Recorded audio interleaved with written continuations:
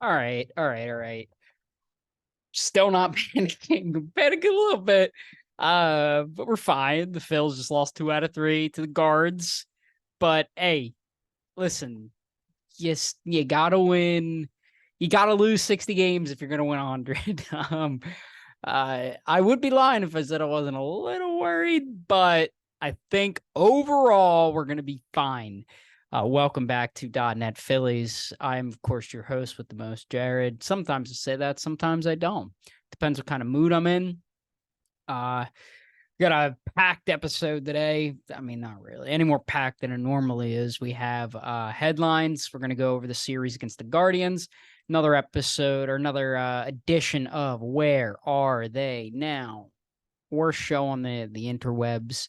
And then we will wrap up with the series preview against the Baltimore Orioles. The big series for me personally, and I'll talk about that later. Before we get into anything, I want to talk about my life.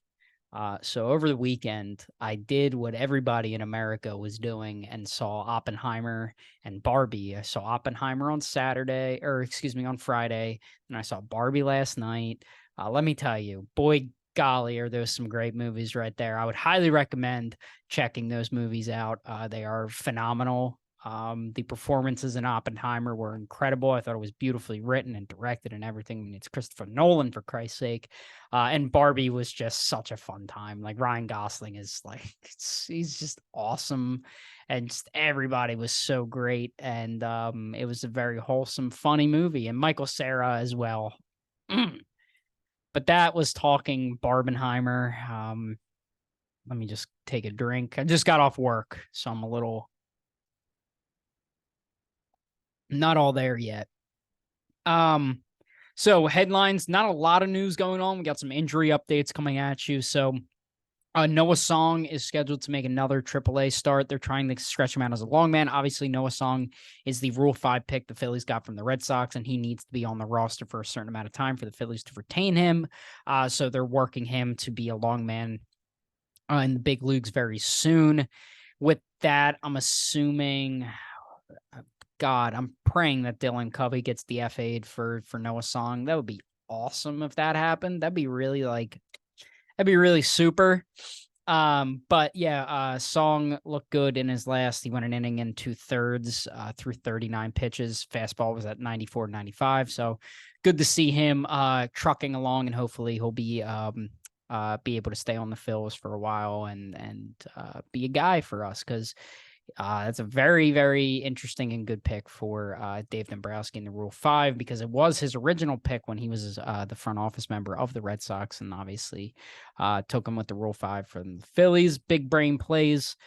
We also had Sir Anthony Dominguez made a rehab assignment on Friday, and Rob Thompson said only really one more outing before he is reinstated from the IL. He's been out for a little over a month with that oblique, so it'll be huge to get him back because it's bound to break eventually. We almost saw it today with the Phillies bullpen, but they've been really good without their top dogs in Alvarado and Dominguez, and they've been able to tread water pretty well. So it would be great to get Dominguez back, especially in those take more innings away from Soto, because he's been iffy. He was good today, but he's been iffy recently. And Kimbrel, yes, he blew the save today, but I'm not worried about him at all.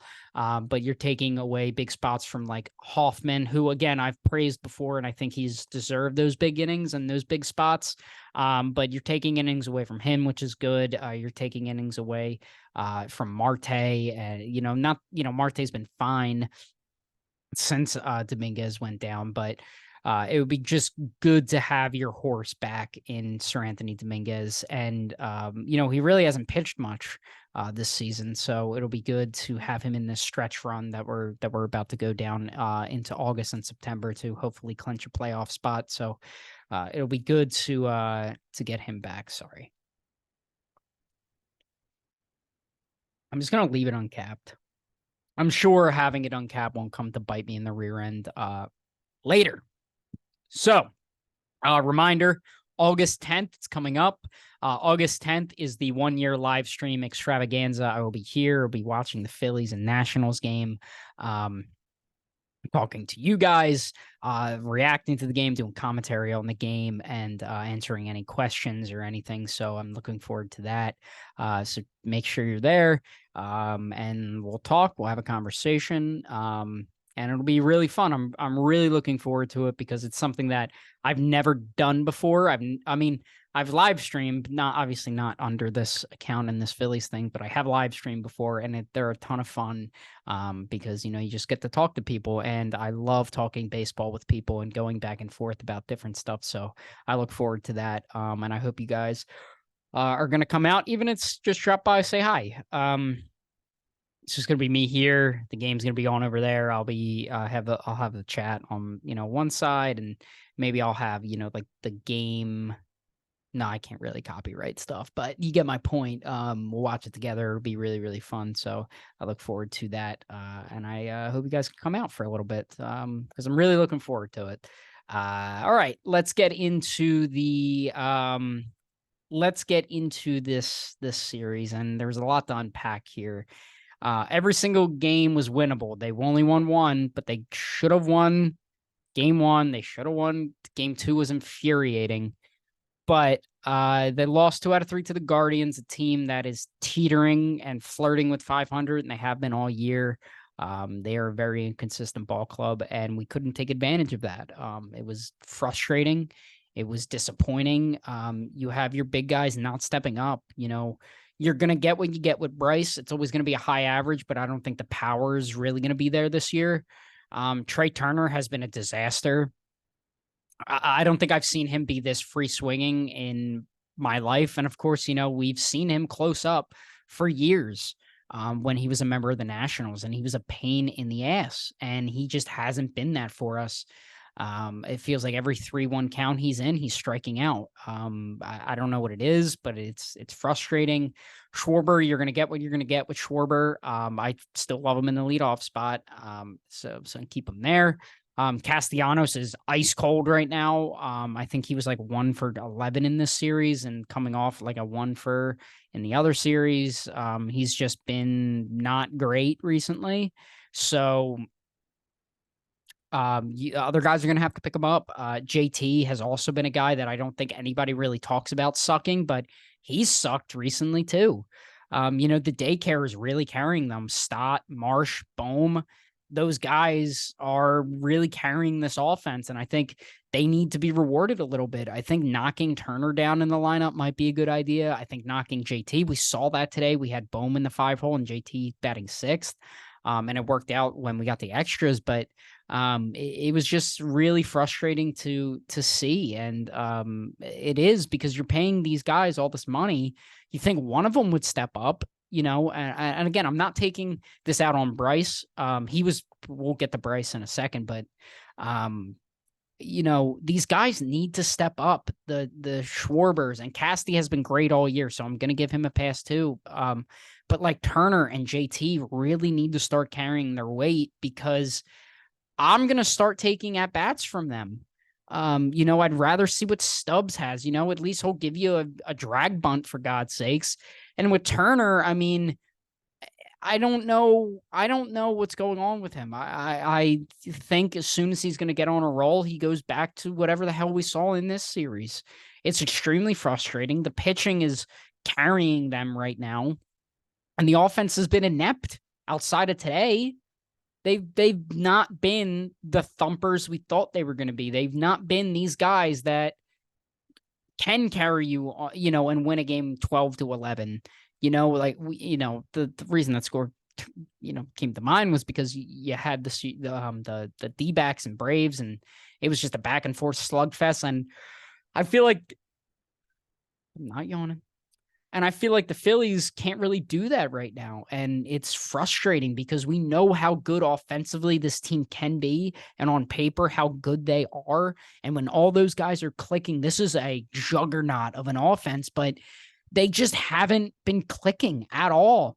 And listen, Jake Cave, Rake Cave, the legend, is great he's a quadruple A player. I don't know why we're not throwing Rojas out there, because he needs to get major league at bats under his belt, especially if he's going to be used as a trade piece. I don't think they should use him as a trade piece, but having so many at bats in the big leagues so far, and he's produced. So I don't understand why having Jake Caven over him is happening, but it's neither here nor there. So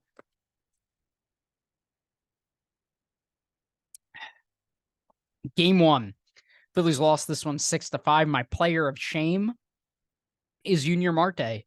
I just said he hasn't been bad, and it's ironic. He was my player of shame, and in today's game, he's my player of the game. So really polarizing series for Junior.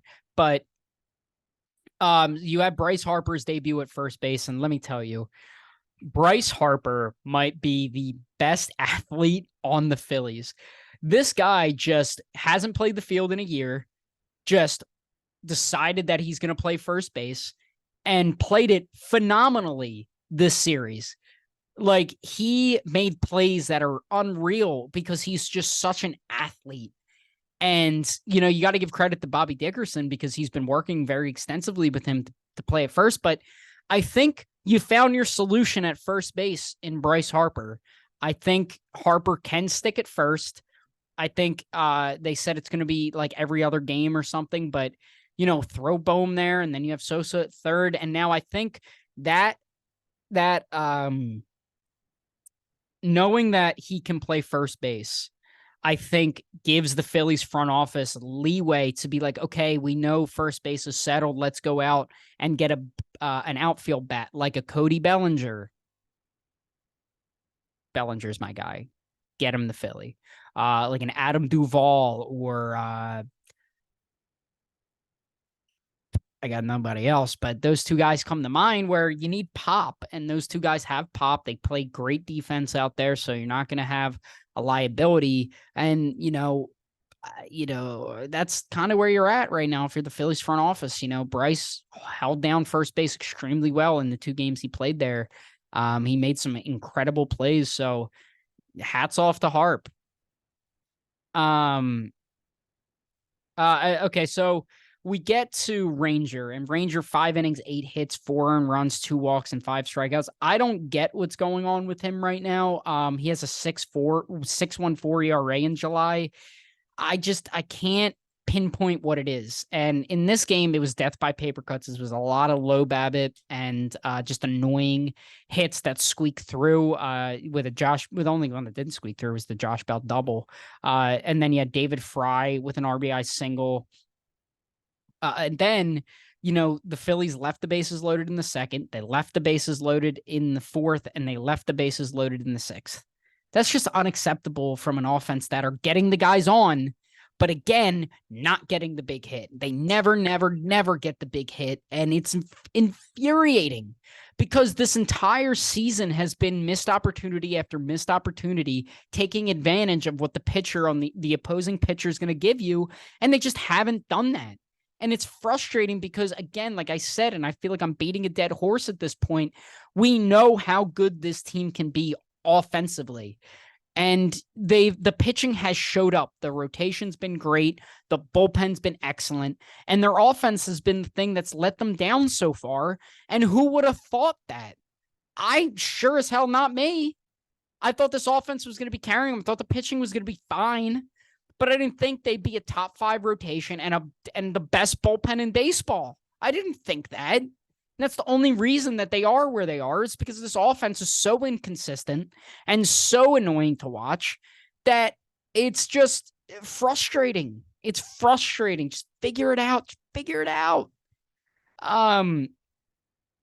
You had Castellanos with an RBI ground out in the third to make it 2-1. And then Stephen Kwong and then David Fry with RBIs in the fourth and fifth to make it 3-1 and 4-1. Schwarber had an RBI walk in the sixth to make it 4-2. And then Ahmed Rosario had an RBI single in the sixth, and Josh Naylor with an RBI single in the sixth to make it 5-2 and 6-2. Then they started chipping away. JT with a 2-run home run, then back-to-back with Stott with a solo home run, and that was it. They couldn't execute. They couldn't capitalize on when they had the bases loaded. It was an annoying game. It was frustrating because it was right there. It was right there. And they just couldn't execute, and it sucks, but it's what it is. In pitching, you had Suarez, like I said, Marte, an inning, a third of an inning, 3 hits, 2 earned runs, and a strikeout. Strom, 2/3 of an inning, a hit, no earned runs, no walks, no strikeouts. Bilotti pitched a clean inning, and Soto pitched a clean inning. So bullpen did the thing.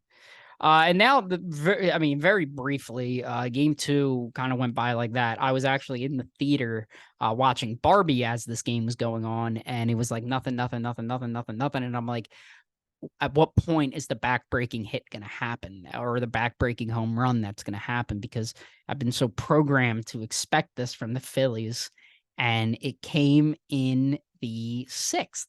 Jose Ramirez hits a pop-up, and the Phillies lost 1-0, and my players of shame, Bryson Stott, Nick Castellanos, and Brandon Marsh. The ball just bink right in between the triangle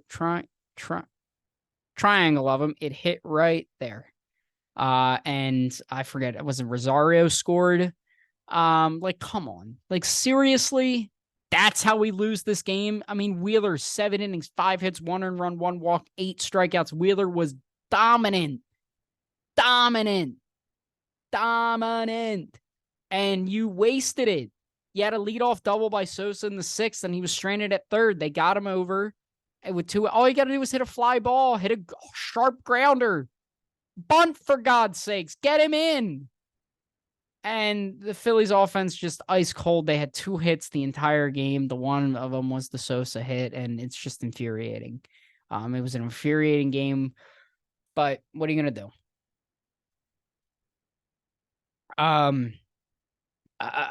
mentioned that, I feel like Stott and Bohm need to bat higher. I think they've earned that. I think with the way that Casty's starting to swing the bat, and JT struggle, I think dropping them down a little bit, especially Turner. I think you risk. I think you should have Schwarber, Stott, and Bohm as your 1, 2, 3 right now, because Schwarber, the Phillies just win when Kyle Schwarber is batting leadoff. So I'm keeping him there. I'm not moving him at all. But I think if you have Stott in the 2-hole, always works a great at bat, coming off of Schwarber, who always works great at bat, strikeout or not. Then you have Bohm, who's your highest RBI guy. Then you go into Harper, and then Castellanos, and then JT, and then Stott, and then Marsh, and then whoever you're throwing out as your extra guy. I think that's what should happen. It's probably not going to, because Rob Thompson is a player's manager. He's not a guy who's going to be like, oh, I'm going to do stuff because it works and screw my guys. Like, he's going to trust his guys. He's going to trust the back of the baseball card with his guys. So, and that's what I love and hate about Rob Thompson, is he trusts his guys almost too much, but I still love him. I still love Philly Rob. Then we get to today's game. And it was an emotional roller coaster. The Phillies won 8-5. My player of the game, the aforementioned Junior Marte. And my first note was like, Turner's just been a bummer, man. Like, I was so excited to get Trey Turner, and it's just sucked. It's just sucked watching him play baseball. I don't know. I don't know. I've never seen. I mean, what am I saying? I saw it last year, but prior to that, I've never seen a player with so much production and in 1 year get gone, because he played well in spring training. He kicked butt in the WBC. And then in the season, it's like he got his bag and was just fine. It was, I have a 600 OPS. Step up, dude. Like, come on, man. Like, you're getting paid $300 million, and I'm about to bench you because you just need a couple days off. Like, I don't know. It sucks. And I thought the All-Star break was going to be great for him, but it just hasn't. And it's just worked against him. And it sucks, man. It's such a bummer, man. It's just such a bummer, because it's Trey freaking Turner, and he's just sucked. He sucks. Anyway, scoring got started in the first with a balk. by Harper. He scored, and then as right on cue, Aaron Nola gave it right back with the Stephen Kwan solo home run, and then Nola again gave up an Andrew Jimenez solo home run, and then Jose Ramirez in the third with an RBI ground out. So now you're looking 3-1. And then you had Schwarber with an infield single in the fifth to make it 3-2. And then Harper grounded out to first on a weird play. So Harper's batting, I believe it's second and third with one out, and hits a ground ball to first. And Josh Bell throws home, and Schwarber scores, but Harper isn't running to first, and he gets tagged out. Like, I don't know really what happened. Maybe Harper thought it was foul, or I don't know. I don't know what was going through his head during that entire escapade, but he grounded out. But he tied the game. And then Marsh in the sixth with a little blooper to make it 4-3. Phillies have the lead. They're cruising.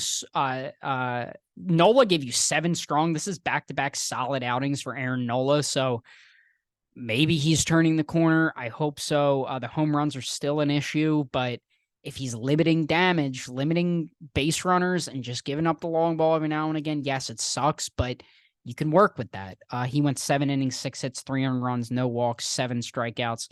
Yeah, and everything's cruising. Soto had a clean inning. Then we get to the ninth. Craig rolls a double play, and then David Fry gets him with a solo home run to tie it. And it's a bummer. And people were pissed at Kimbrel. And I'm like, dude, this is his first blown save since like May. Like, give the guy a break. It was bound to happen. Great closers blow saves all the time. Mariano, Kimbrel, Kenley Jansen, Trevor Hoffman. Give me more closers. Goose Gossage. Freaking Brad Lidge. Ryan Manson. Hector Neris. Corey Knable. But it happens all the time. It sucks, but I'm not worried about Kimbrel at all. He's going to be fine. And then you get to 10th, first baseman Bryce Harper with an RBI single, and JT had a sac fly, and Bohm with an RBI, and then you're at 8-4. Then Trevor Hoffman, Jeff Hoffman comes in, and walks the bases loaded, gives up a hit to Stephen Kwan to make it 8-5, and then the bases are loaded. Just didn't have it today. I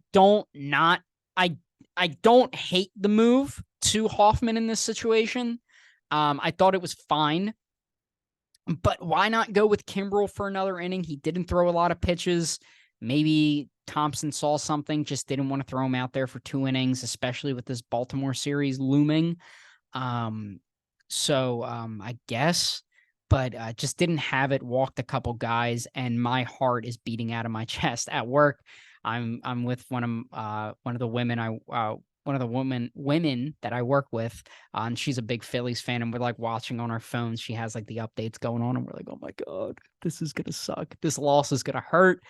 But Marte came in with balls of steel and got out of it. Got 3 pop outs, or no, it was 2 pop outs and a ground out.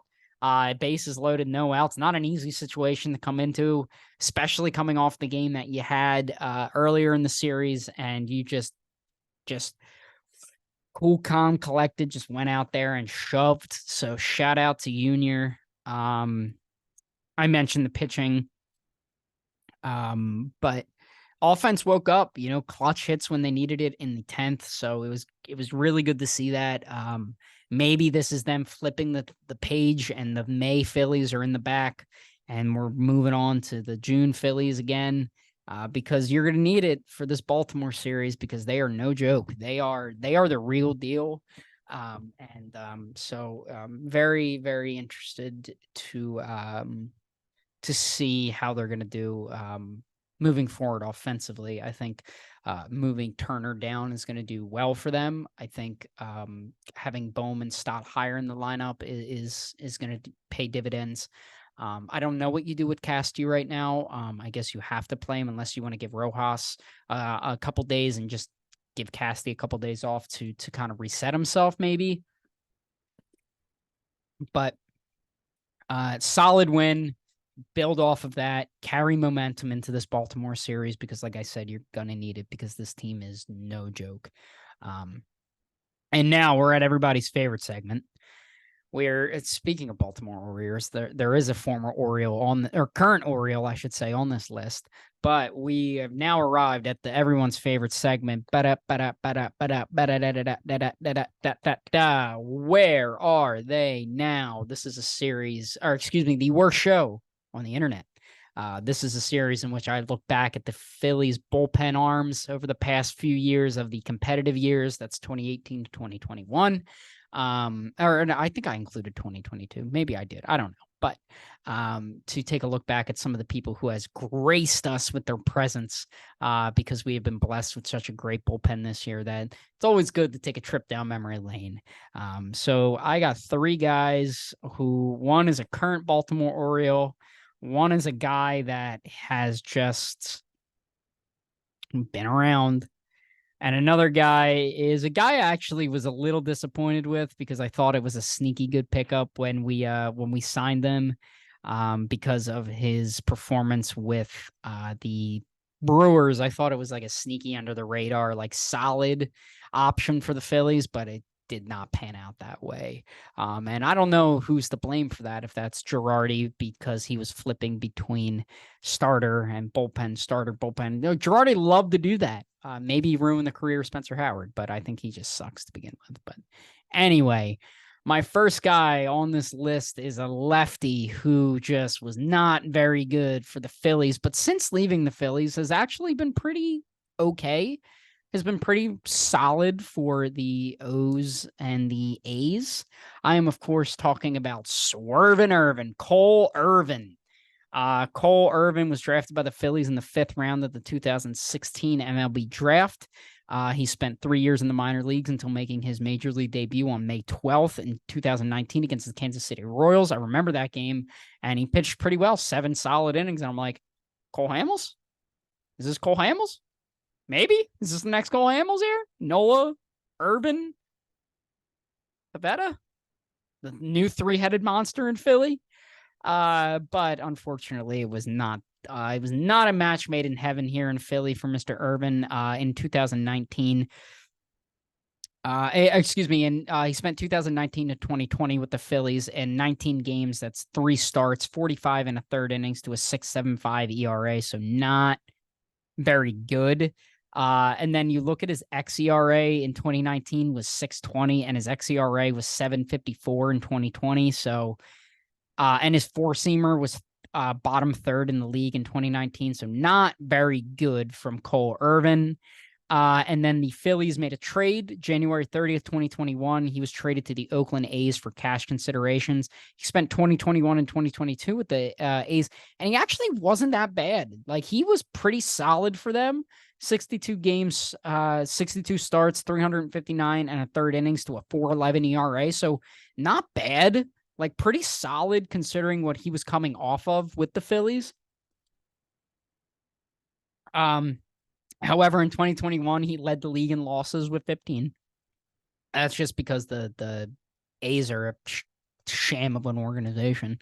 And also led the league in hits allowed with 195 in 2021. So not a great year in 2021 for Mr. Cole Irvin, but not bad overall. Like, he's solid, like pretty okay.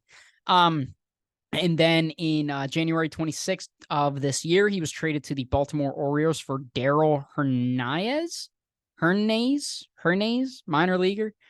He began the season in AAA, 7 starts, 42 innings to a 3.21 ERA. And as we speak, he's currently on the major league roster for the Baltimore Orioles, 11 games, 8 starts, 41 and 2/3 to a 5.40 ERA. So not great. He's looking like the Phillies version of Cole Irvin and not the A's version of Cole Irvin. So maybe we'll see him this week in a relief role. I'm not exactly sure what his role right now is for the Orioles. I don't know if he's a starter or if he is a bullpen piece for them at the moment, like a long relief guy. Maybe we'll see Mr. Cole Irvin, because that won't be the only former Philly we see play against us this week.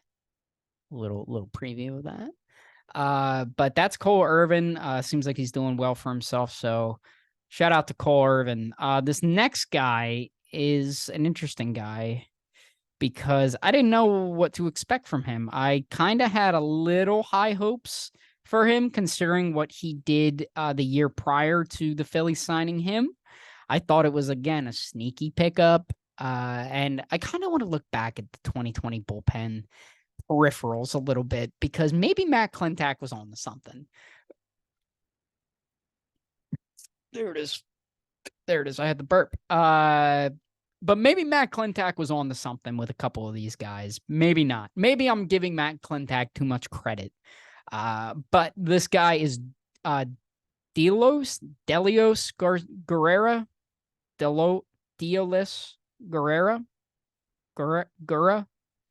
You guys know. You guys know. Big guy, big Gura fan. He was signed with the New York Mets in 2005 as an undrafted free agent. He then was traded in 2008 in the Johan Santana deal. The Mets got Johan Santana, and the Twins got Carlos Gomez. Philip Humber pitched a perfect game. Kevin Mulvey and Douglas Guerrera. He then signed a minor league deal with the Pittsburgh. I was about to say Penguins, the Pittsburgh Pirates. In 2014, he was called up June 27th, 10 games, 16 and 2/3 to a 6.48 ERA, so not great. He was then DFA'd on July 31st. However, he was claimed by Cleveland, but then was given back due to an injury. So then the Pirates DFA'd him at the end of the 2015 season. And then he was picked up by the LA Angels in the Rule 5 draft. He spent 2016 to 2017 with the Angels, 63 games, 78 and a third innings to a 3.86 ERA. So not terrible. However, that apparently wasn't good enough for the Angels, because then he was DFA'd after the 2017 season. Then he signed a minor league deal with the Texas Rangers in 2018. He spent his entire season in AAA, 40 games, 4 starts, 59 and a third to a 3.79 ERA. And then he elected free agency after the 2018 season. So this was the season that I mentioned before that I think the Phillies were hoping to get out of him when they signed him. So he signed a minor league deal with the Milwaukee Brewers in 2019. And guys know the Brewers, they are pitching factories. They pump these guys out like it's nothing. Hader, Williams, all the bullpen guys we saw over the past week. Their starters, Corbin Burns, Woodruff, Freddie Peralta, even what they've gotten out of Jameson Tyone, Julio Teheran has been incredible. So in AAA, 45 games, 1 start, 66 and 2/3 to a 1.89 ERA. So really good. He was called up for a game. He went 2/3 of an inning, and his ERA was 54. He then was DFA'd July 6th. He signed a major league contract with the Brewers soon after, but then was DFA'd again in January of 2020. And that's when the Phillies stepped in, claimed him off waivers, and boy, golly gee, was it a disaster for Guerra. 9 games, 7 and a third, 8.59 ERA. He was DFA'd August 22nd, and then elected free agency after October. It was rough watching him start. Never knew where the ball was going. Just bad. And I think the Phillies were hoping that they could unlock something, especially because they hired a new pitching coach at that time. I forget. It was the Reds manager, but I forget his name. It was a solid hiring, but he only lasted. This was pre-Cotham. So the Phillies, I guess, were hoping to unlock something there and to get what they saw in the Brewers AAA out of him, but clearly they couldn't. After that, he signed a minor league deal with the Oakland A's, 53 games, 65 and 2/3 to a 4.11 ERA, so not awful.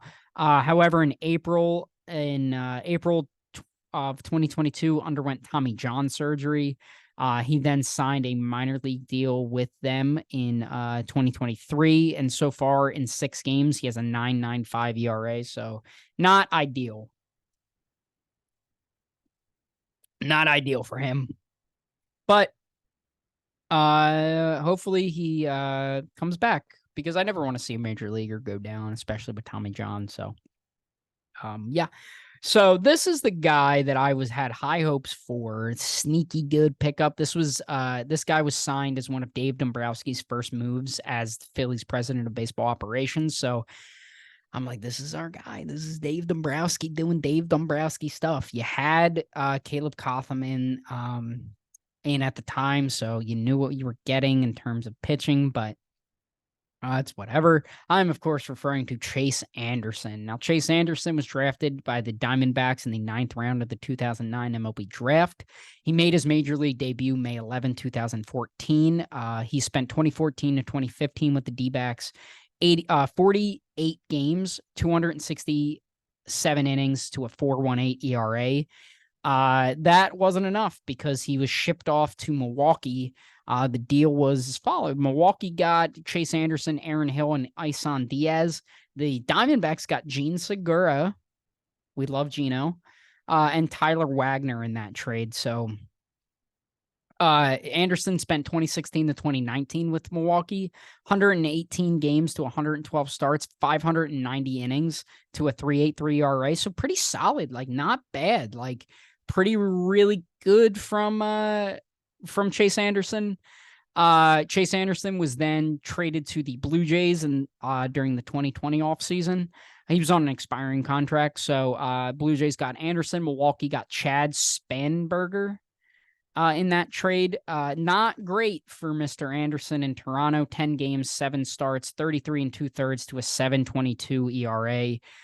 He left in free agency, so not good. And then the Phillies signed him 1 year, $4 million for the 2021 season, and it was a roller coaster. He was injured. He spent time in the rotation and in the bullpen, but just nothing. There was no consistency there, and I think you fault a guy. I think you can fault Joe Girardi for the lack of consistency, because you saw, Spencer Howard's career got derailed because of the inconsistencies. You look at Matt Moore, since becoming a full-time bullpen guy, he's like pitching out of his mind. I got to look up Matt Moore's stats real quick, because it pisses me off, because if Joe Girardi could get just not be annoying, he could actually been useful. So in the 2 years since leaving the Phillies, Matt Moore, come on, show up. Show up. I hate when Baseball Reference does this. Can you show me? Okay. Since leaving the Phillies, Matt Moore has a 2.01 ERA in 103 innings. So there was something there when the Phillies signed Matt Moore, and maybe there was something there when they signed Chase Anderson too. But unfortunately, 14 games, 9 starts, 48 innings to a 6.75 ERA. So just didn't work out. He was then DFA'd August 26th. A couple days later, was signed by the Texas Rangers on a minor league deal. Spent the rest of his time in AAA, 5 games, 3 starts, 15 innings to a 4.20 ERA. He then left Texas in free agency. He then went to the Detroit Tigers on a minor league deal. He opted out. He opted out of his minor league deal in July and then signed a minor league deal with the Rays. He then opted out of that deal in August. Between the two, 80 innings to a 4.5 ERA. So not terrible, but not great. In August of 2022, signed a minor league deal, 9 games, 7 starts, 24 innings, 6.38 ERA. He then actually, after the 2022 season, re-signed with the Cincinnati Reds, then was traded in May for cash considerations back to the Tampa Bay Rays. He pitched in 2 games, 5 innings, 0 ERA, was DFA'd May 10th, claimed off waivers by the Rockies, and then currently still on the Rockies, 11 games, 49 2/3 to a 6.89 ERA. So not great for Mr. Anderson out there for the Rockies. But yeah, that thus concludes another edition of Where Are They Now? We're showing you. Now, wrapping it up, we have the series preview against the Baltimore Orioles. We have Chris Sanchez versus Dean Kramer. This is my game of the year. Taijuan Walker versus Kyle Gibson. Gibby's coming back, so you can just book him for 7 shutout innings against the Phils, and then Ranger Suarez versus Kyle Bradish to end that. It's going to be a tough series. The Orioles are built on offense. Their bullpen is fantastic. I was talking to my friend Aiden, who's an Orioles fan. He said we might not see Bautista this series because they worked him like a horse during the series they just wrapped up. So huge there, but their starters aren't great. But then you have to deal with their bullpen. But if you can get to their starters early, you tax that bullpen even more than it has been. So fingers crossed that offense. Adley, Gunnar, Mountcastle, Frazier, God, who else is on there? Aaron Hicks, Cedric Mullins. Like, they got dudes there. They are a wagon of a team. But make a stand. You right the ship. Your offense looked competent in the series finale against the Guardians. So hopefully you guys can build off that and try to carry momentum into this series. But that's gonna do it for me today. Thank you guys so much for watching. And reminder, August 10th, 6:40, 1-year live stream extravaganza. I'm very much looking forward to that, and I hope you guys come in and tune into that. Feel free to like, subscribe, comment. Let's have a conversation in the comments section about whatever you guys found interesting in this. Follow all socials down below, and that'll do it. And I will see you guys.